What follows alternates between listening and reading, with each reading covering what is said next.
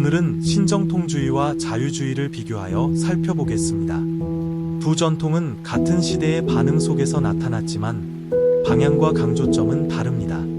신정통주의에 대한 성격과 배경입니다. 전쟁의 참혹한 현실 속에서 자유주의의 낙관론에 반발하여 등장했습니다. 바르트와 보네퍼가 대표입니다. 하나님의 주권과 말씀의 절대성을 다시 강조했습니다. 신학적 특징입니다.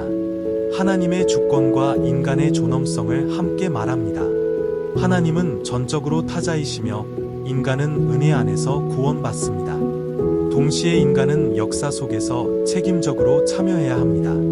사회와 정치에 적극 참여합니다. 보네퍼의 저항은 대표적입니다. 사회적 정의와 공동체 구원을 우선적으로 강조합니다.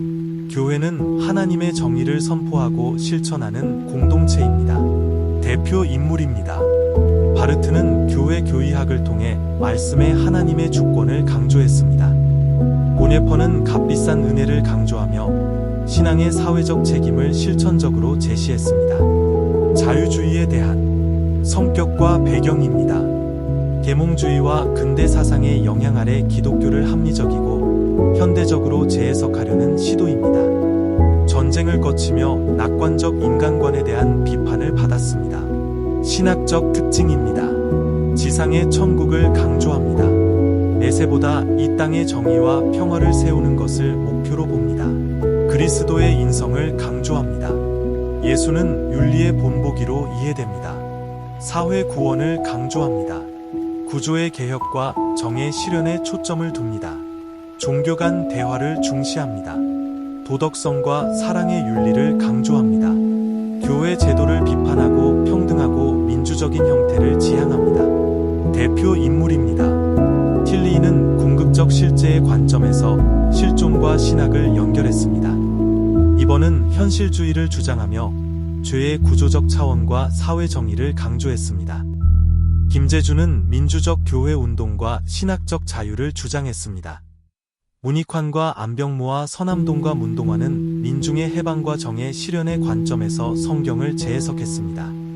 비교와 평가를 해봅니다. 신정통주의는 자유주의의 낙관론을 비판하며 하나님의 초월성과 사회적 책임을 함께 붙들었습니다. 자유주의는 인간의 이성과 사회 개혁을 강조하며 현대 사회에 맞추려 했습니다.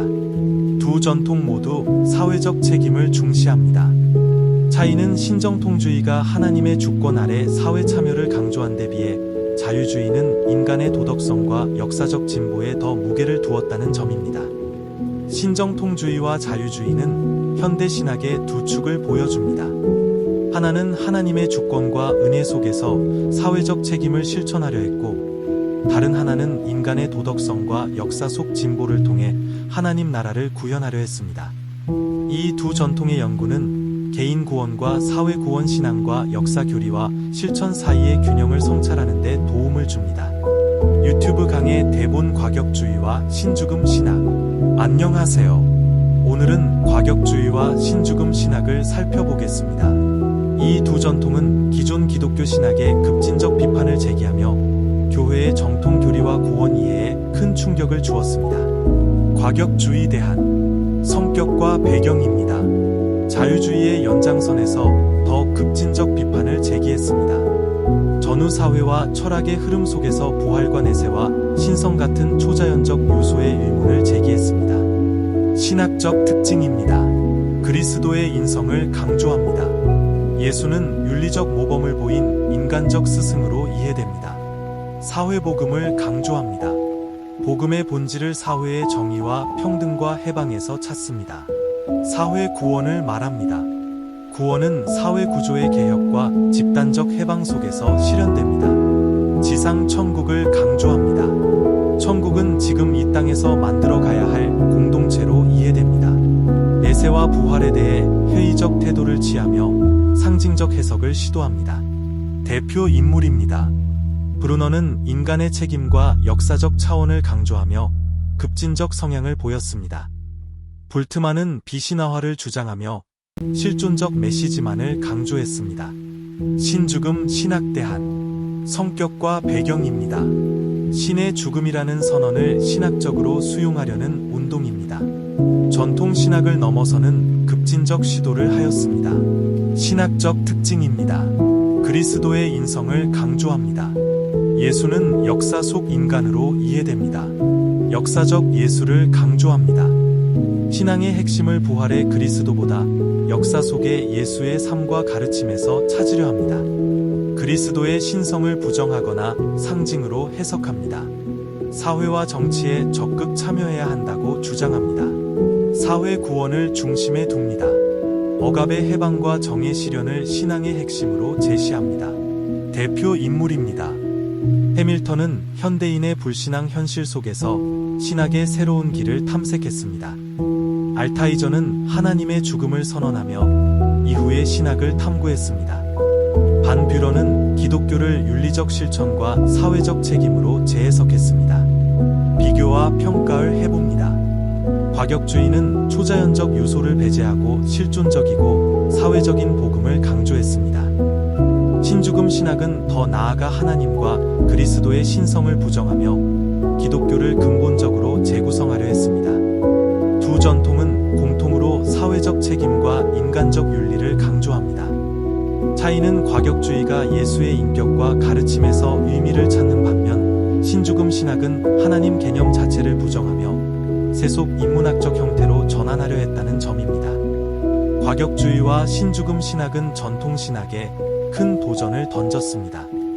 이들은 신앙의 본질을 초월적 계시가 아니라 역사 속 인간 경험과 사회적 해방에서 찾으려 했습니다.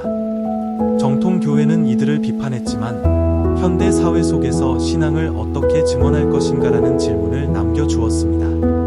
후기 현대와 종교다원주의 신학을 살펴보겠습니다. 이 흐름은 세계화와 다문화 사회의 등장 속에서 교회와 신학이 마주한 새로운 도전입니다. 성격과 배경은 후기 현대 사상은 절대 진리의 독점에 대한 의문에서 시작되었습니다. 근대가 보편적 이성을 강조했다면 후기 현대는 상대성과 다양성과 다원성을 중시합니다. 이 흐름은 기독교만이 유일한 구원의 길인가라는 질문을 던지게 했습니다. 핵심 특징으로는 모든 종교를 통한 구원을 주장합니다. 다른 종교들도 하나님의 은혜와 구원의 통로가 될 수 있다고 봅니다. 종교 간 대화를 강조합니다. 공통 가치를 발견하고 협력을 통해 인류의 문제를 함께 해결하려 합니다. 인류 복지에 대한 관심을 높입니다. 정의와 평화와 환경과 인권 같은 공동의 선을 신앙의 중요한 목표로 제시합니다. 종교의 연합을 지향합니다. 여러 종교가 연합하여 세계 평화와 인류 복지를 추구해야 한다고 주장합니다. 대표 인물을 살펴보겠습니다. 파버입니다. 인간의 경험과 사회적 책임을 강조하며 다원주의적 입장을 발전시켰습니다. 브라운입니다. 종교 간 대화와 연합을 신학적으로 정립하며 기독교를 여러 길 중 하나로 이해했습니다. 평가와 논쟁에는 긍정적으로는 종교 간 대화와 협력을 통해 세계 평화와 인류 복지를 추구한다는 점이 있습니다. 타 종교에 대한 배타적 태도를 넘어 이웃사랑과 공동체 의식을 확장하는 의미가 있습니다. 비판적으로는 예수 그리스도의 유일성과 구속사역을 약화시키거나 부정할 위험이 있습니다. 구원의 유일함에 대한 성경의 고백을 상대화하여 교회의 정체성과 선교 사명을 흔들 수 있다는 지적이 있습니다. 종교다원주의는 배타에서 포용으로의 전환을 시도합니다. 그러나 이 과정에서 복음의 고유성과 선교적 사명이 희석될 수 있는 긴장이 존재합니다. 따라서 우리는 다원적 세계 속에서 예수 그리스도의 복음을 어떻게 증언할 것인가를 계속 질문하며 연구해야 합니다. 따라서 우리는 다원적 세계 속에서 예수 그리스도의 복음을 어떻게 증언할 것인가를 계속 질문하며 연구해야 합니다. 우리가 이제까지 첫 장과 두 번째 장까지 각자의 주장의 주의를 살펴보았습니다. 그러나 우리는 오직 예수 그리스도의 주장과 주의자가 되어야 합니다. 이것은 인간의 판단이 아니라 1.1핵도 변하지 않는다는 복음의 진리를 따르기 때문입니다. 이와 같이 성경은 창세기부터 요한계시록까지 모든 방향을 예수 그리스도로 향하고 있습니다. 오늘 말씀은 여기까지입니다. 유재훈 목사가 전해드렸습니다.